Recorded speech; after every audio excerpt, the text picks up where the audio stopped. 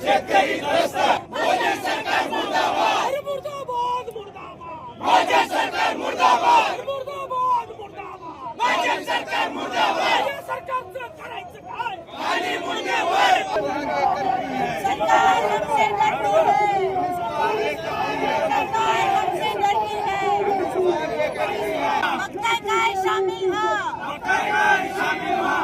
मागच्या 10-12 वर्षामध्ये भारतीय जनता पार्टीचं जे सरकार आलेलं आहे त्या सरकारमध्ये डिझेलचा आणि पेट्रोलचा भाव हा 70 ते 80% वाढलेला आहे.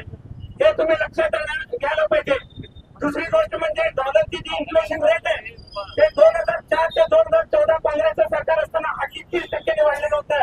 तर भारतीय जनता पार्टी 2014 आणि 2025 मध्ये डॉलरचा जो रेट आहे तो इन्फ्लेशन रेट आहे तो 87 ते 90% वाढलेला आहे.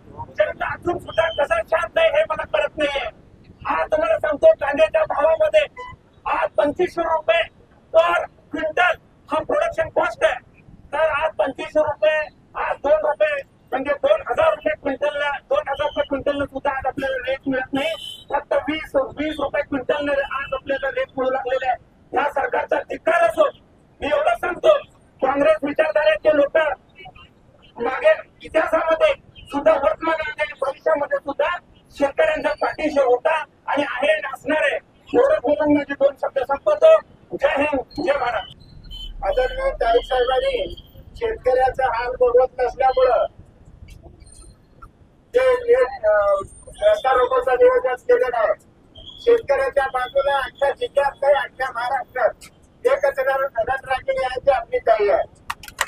मित्रांनो, आपल्या मागं बीजेपी आहे, आपल्या पुढे बीजेपी आहे, दादा आहे, काका आहे, मामा आहे, सगळं बीजेपी वाले. पण एकच काही शेतकऱ्याच्या मागणी देण्यासाठी आज रस्त्यावर उभारलेले आहेत. आपण सगळ्या शेतकऱ्यांनी भक्कमपणाने ताईच्या मागे राहावं. त्याच्यासाठी राहावं.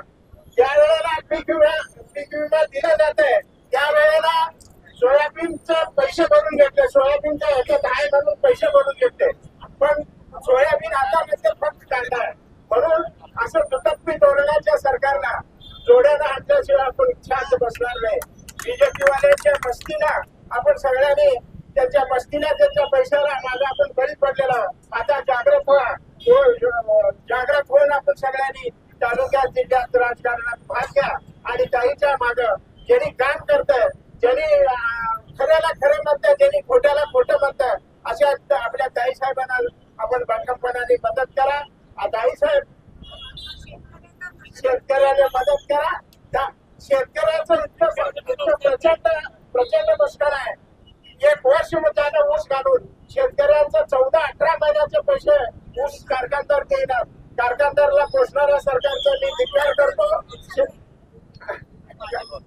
सगळे भाजपचे असल्यामुळं त्यांना पोचणाऱ्या सरकारचं मी धिक्कार करतो आणि बीजेपी सरकारचं त्रस्त आहे. शेतकऱ्यांवर संकट जो आज आणला गेला आहे तो मुद्दाम आणला गेला आहे.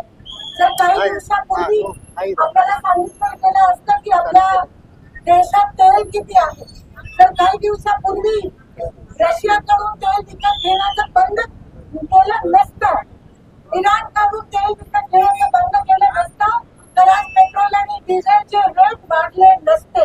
काही दिवसापूर्वी पंतप्रधान आपल्याला सांगतात की खतं वापरू नका, शेतकऱ्यांना खरीपाचं सीझन आणि त्यानंतर खत वापरू नका. आज खताचे रेट किती वाढले. हे संकटात शेतकऱ्यांना कोणी टाकलं, या देशाला कोणी टाकलं, तर या देशाच्या पंतप्रधानांनी या देशाला संकटात टाकलं. वेळ होती. युद्ध आपल्या देशात नाहीये, लक्षात घ्या. युद्ध आपल्या देशात नाहीये, युद्ध दूर देशात आहे. पण तरीही आपल्या देशात का परिणाम झाला. तेच ते इंदिरा गांधींचं बोलतात त्यावेळेस भारत युद्धात होतो तरीही स्टेबल राहिलं. आज भारत युद्धात नसतानाही भारताच्या लोकांना भोगावं लागतं.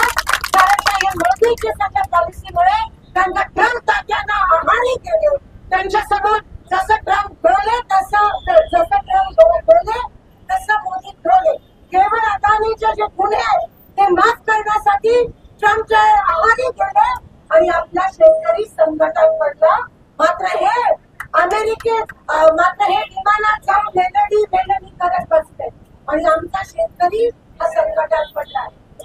आज दरवाढ असेल, खताचा विषय असेल, आज प्राईस महागाई असेल, आज सोयाबीन पीक विमा मिळत नाहीये, तुरीला पीक विमा मिळत नाहीये. शेतकऱ्याचे खूप मोठे हाल झाले. एक तर त्यांच्या वाळूच्या ठेक्यामुळे शेतकऱ्यांना शेतीपर्यंत पाणी सोडायला या लोकांनी वेळ लावला. त्यांचे पॉइंट सगळ्या ठिकाणी नदीमध्ये आहे.